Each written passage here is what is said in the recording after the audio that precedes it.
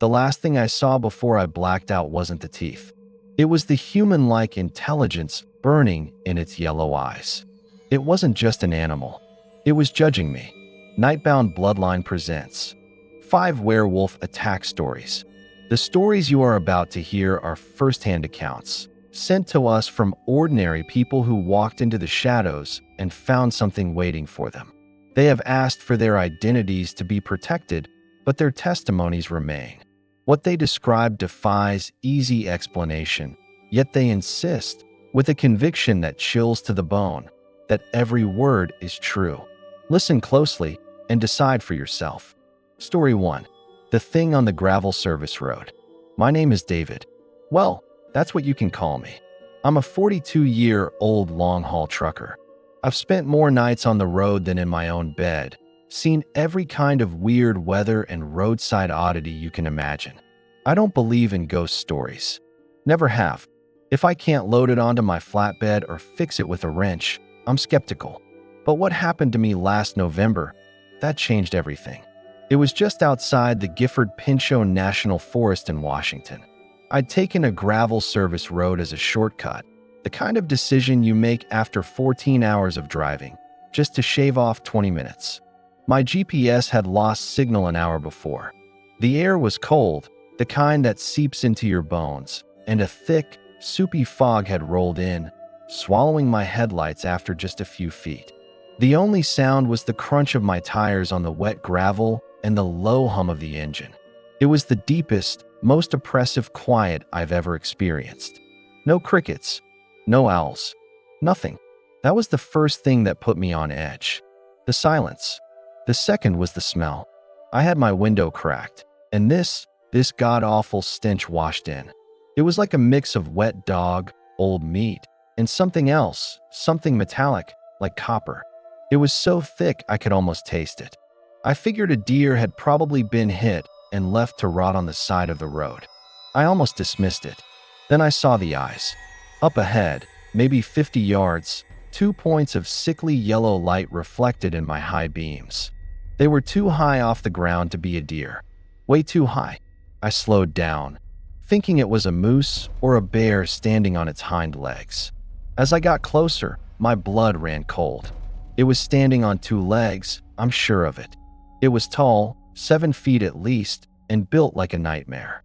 Its fur was a matted, dark gray, clinging to a frame that was all wrong. Too lanky for a bear, too muscular for a man. Its head was elongated, a wolf's head, but the snout was shorter, and the way it held itself, it was hunched, with these impossibly long arms that ended in hands where fingers tipped with black claws twitched at its sides. But it was the eyes that held me. They weren't the dumb, glassy eyes of an animal. They were intelligent, aware. They locked onto mine through the windshield with a predatory focus that stripped away every ounce of my adult rationality and left me with the pure, screaming instinct of a rabbit staring down a wolf. It took a step towards the road, and its movement was all wrong. It wasn't a walk, it was a fluid, powerful lope, a predator's gait that covered ground with terrifying efficiency. It didn't run. It just moved into the center of the road and stopped, blocking my path. It tilted its head, and a low, guttural growl rumbled from its chest, a sound I felt in my teeth. It was studying my truck, studying me. I didn't think. I slammed my foot on the gas. The engine roared, and the tires spat gravel. As I hurtled towards it, it didn't flinch. It just stood there, a monument of primal terror. At the last possible second, it lunged, not away, but to the side. I felt a massive impact against my passenger side door, a deafening crunch of metal, and the trailer shuddered violently. In my side mirror, I saw it. It had landed on all fours, and it was now chasing me. I mean, really chasing me. It was keeping pace with my rig, which was doing nearly 50 on that loose gravel. Its body moved with a horrifying, fluid power, muscles coiling and uncoiling under that matted fur. I white-knuckled the wheel, praying I didn't lose control. I didn't dare look back again. I just drove, my heart trying to beat its way out of my chest. After what felt like an eternity, I saw the glow of proper highway lights in the distance. The moment my tires hit asphalt, the feeling of being hunted, it just vanished. Like I'd crossed some invisible line. When I finally pulled over at a gas station an hour later, I was shaking so bad I could barely get out of the cab. I walked to the passenger side. There, clear as day, were 4 deep, parallel grooves torn into the metal of the door and a huge, crater-like dent. The paint was scraped away, and stuck in the seam of the door was a tuft of coarse, gray fur. I vomited right there on the pavement. I never reported it. What would I say? I sold the truck a month later. I couldn't sit in that cab again, couldn't smell the faint, lingering trace of that coppery stench. I know what I saw. It was no bear, no mangy wolf. It was something else, something that shouldn't exist. And I know, with a certainty that keeps me up at night, that if I'd been on foot, I wouldn't be here to tell you this story. A sworn account from a man who deals in the tangible, in diesel and steel, now forever haunted by the intangible. A creature of impossible proportions, of intelligent malice, standing between him and the safety of the known world. Story 2. The Stalker in the Snowstorm. My name is Lena. I'm a 28-year-old librarian. My life was quiet, predictable. I liked it that way. I've always been a rational person. I believe in books, in facts, in the logical order of the Dewey Decimal System. I didn't believe in monsters. Not until one decided to believe in me. It was the night of the first major snowstorm last winter. I was closing up the small branch library in a rural town in the Upper Peninsula of Michigan. The wind was howling, already piling up drifts, and the power had flickered out twice. My car was the last one in the lot. By the time I got my things, it was pitch black outside, the kind of dark that feels solid. The motion sensor light on the side of the building was out, probably the storm, I thought. I trudged through the fresh snow, the flakes stinging my face, my keys already in my hand. That's when I heard it. A crunch, not the soft crunch of snow under my own boots. This was heavier, deliberate. It came from the tree line just beyond the parking lot. I stopped. The sound stopped. My heart hammered against my ribs. Just the wind, I told myself. A branch breaking under the weight of the snow. I took another few steps. Crunch, crunch. 2 steps this time, keeping pace with me. I froze, my breath pluming in the frigid air. I squinted into the darkness between the pines. That's when I saw the shape. It was massive, a deeper blackness against the forest.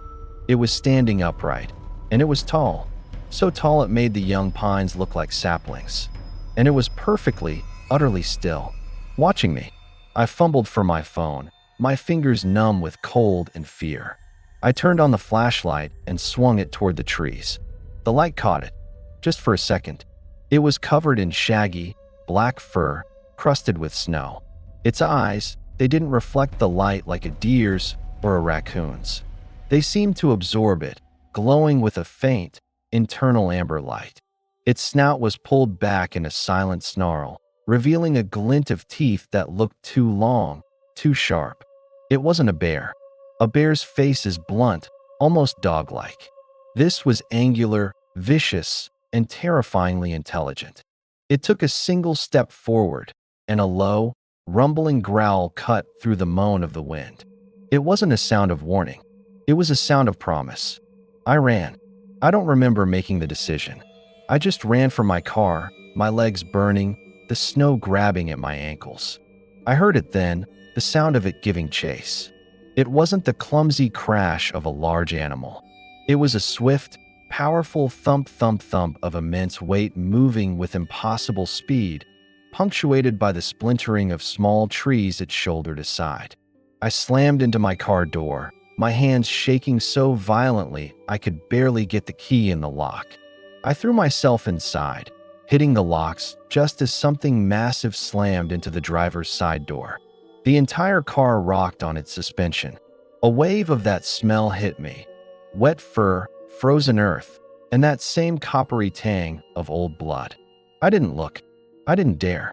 I just started the car and slammed it into reverse, my tires spinning uselessly for a heart-stopping second before finding purchase. As I skidded backwards, my headlights swept across the thing.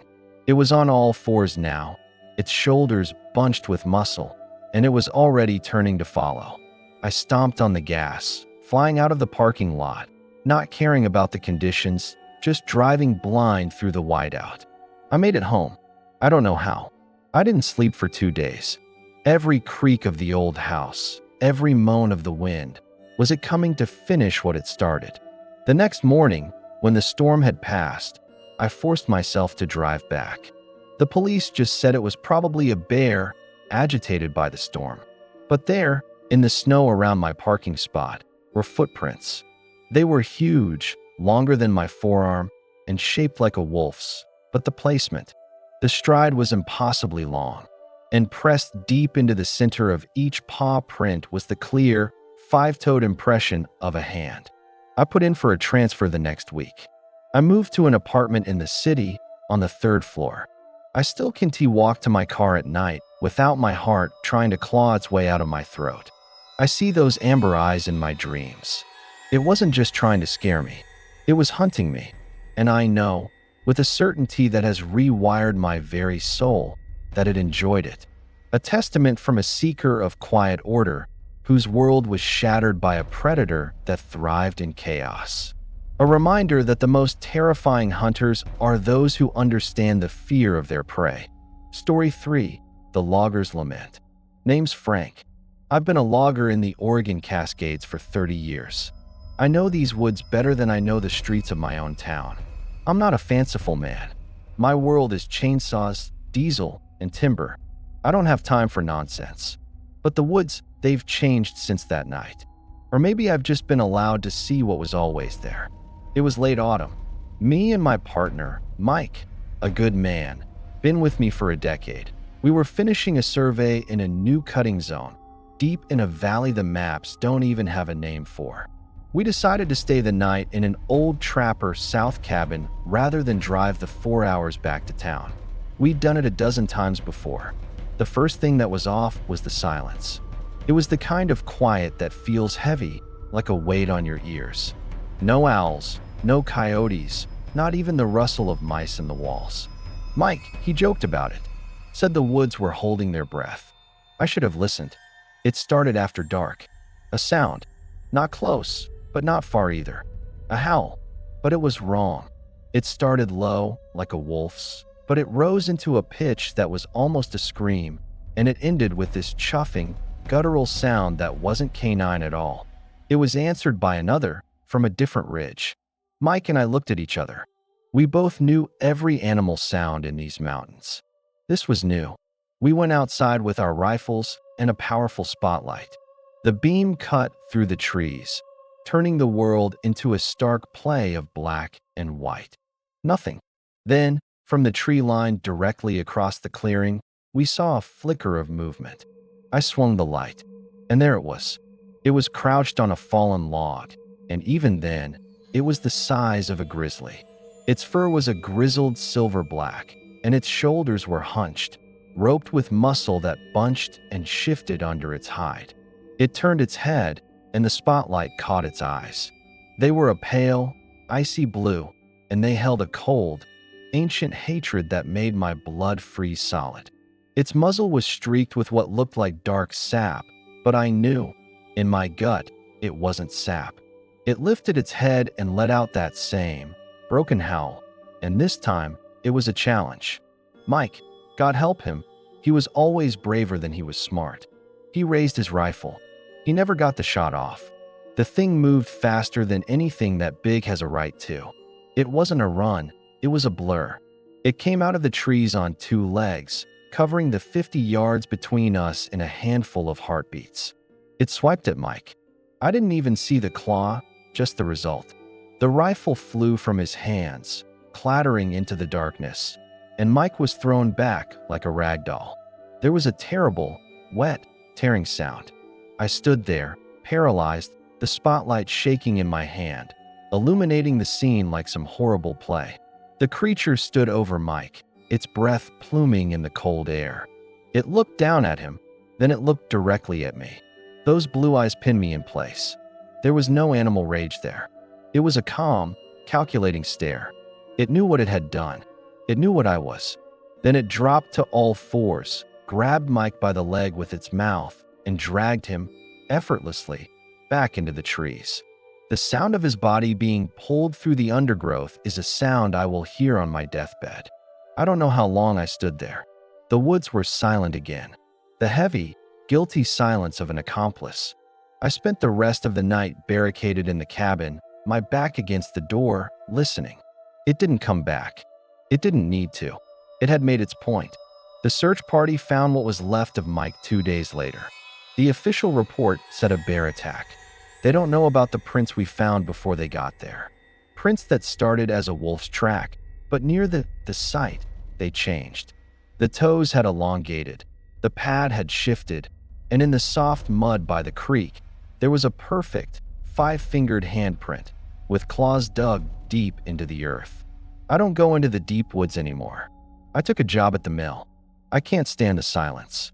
Every time I close my eyes, I see those blue eyes, and I know it wasn't just killing for food. It was claiming its territory, and I was spared to carry the warning. Some days, I wish it had taken me too. A harrowing account from a man of the wild, who learned that the deepest parts of the forest are not empty. They are occupied, and the things that dwell there are not merely animals.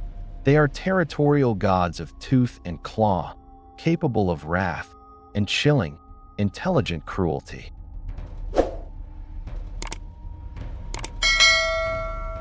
Story 4. The Glimmer in Glendale. I'm Jake. I'm 22. I work at a tech support call center. My life is basically headphones, energy drinks, and trying to rank up in online games. I'm the last person you'd expect this to happen to. I live in a suburb of Glendale, Arizona. Cactuses and strip malls, you know? Not exactly the deep, dark wilderness. It was about 2 a.m. I was on my way back from a friend's house, cutting through the large, man-made wash that runs behind my neighborhood. It's just a wide, concrete channel for rainwater, bordered by patches of desert scrub and mesquite trees. It's a shortcut. Everybody uses it.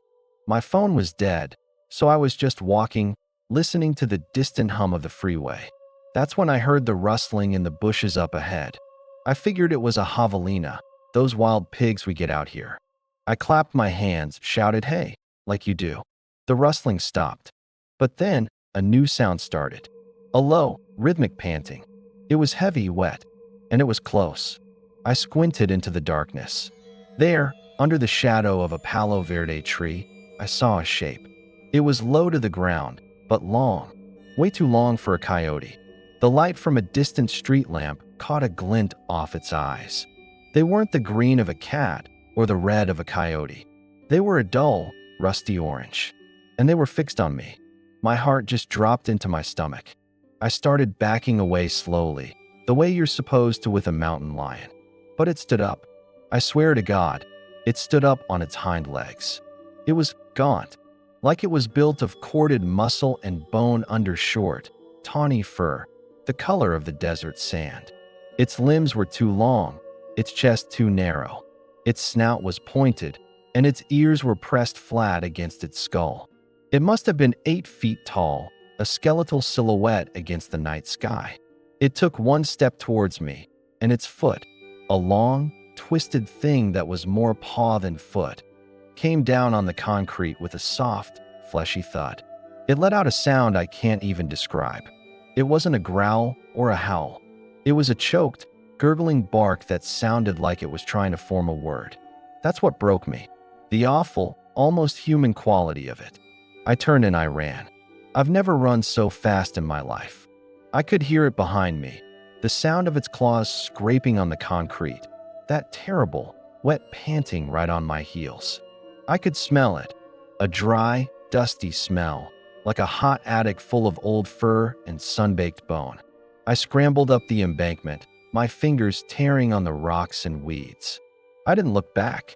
I just ran across someone's lawn, jumped a fence, and didn't stop until I was slamming my own front door shut, locking every lock, and collapsing on the floor.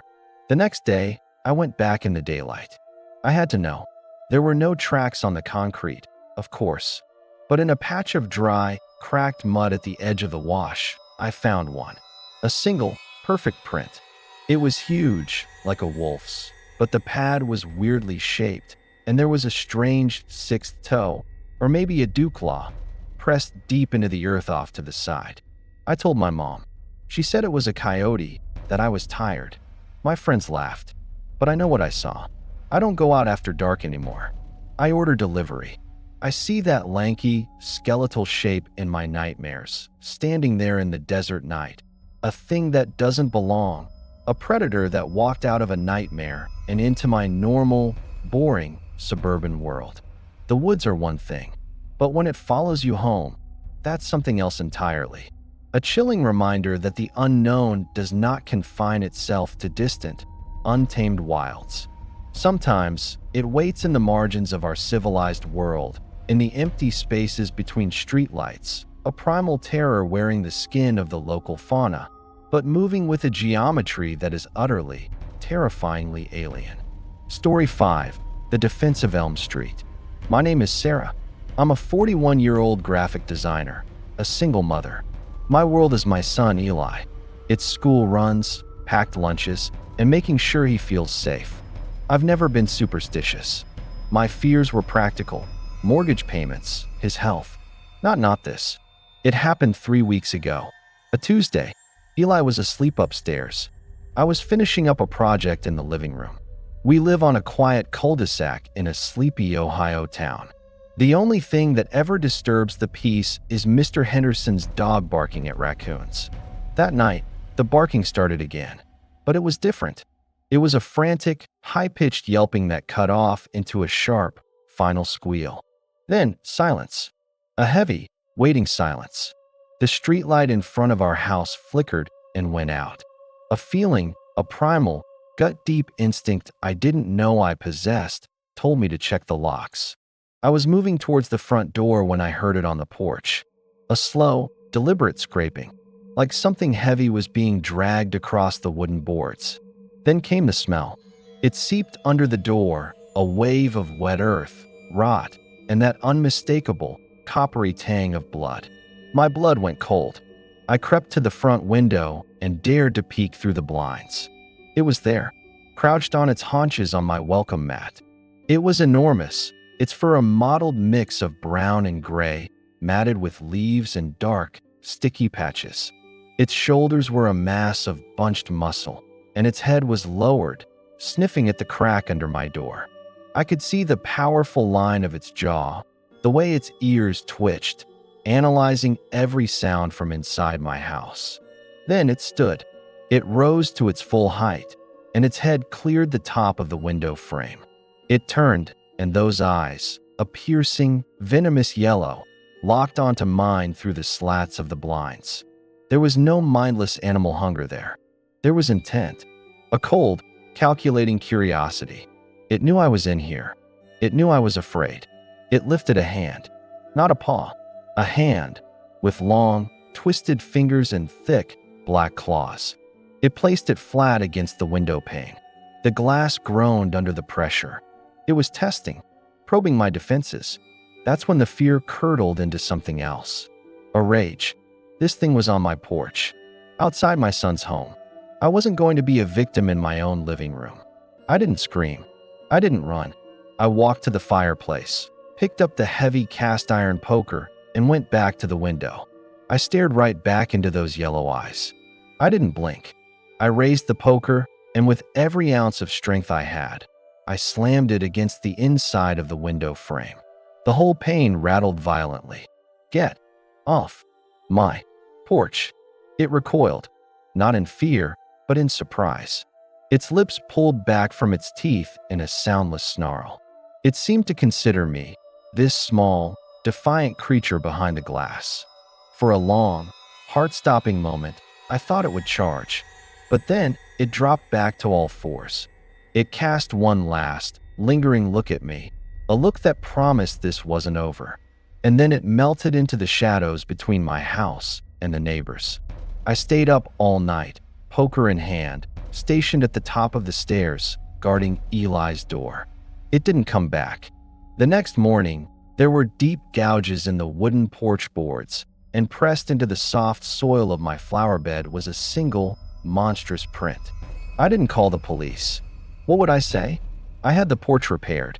I installed motion sensor floodlights and got a big dog from the shelter. But I know it's still out there. I feel its gaze sometimes from the tree line at the end of the street. It's not just a predator. It's a bully, and it remembers those who fight back. My fear is still there, a constant hum in the background. But it's been joined by something else, a watchful, waiting fury. Let it come. This is my territory. This is my den. A story not of flight, but of stand. A mother, the very embodiment of civilization and nurture, who drew a line in the sand, or rather, on her own porch, and faced down a primordial terror. Proof that even in the face of the impossible, the human spirit, especially when defending its own, can summon a ferocity to rival any monster of the night. 5 accounts, 5 ordinary lives, irrevocably scarred by the teeth and claws of the impossible. A trucker, a librarian, a logger, a tech worker, a mother. If you found yourself captivated by these tales, if you felt that chill of primal dread, then we ask you to subscribe to Nightbound Bloodline. This has been Nightbound Bloodline. Thank you for listening.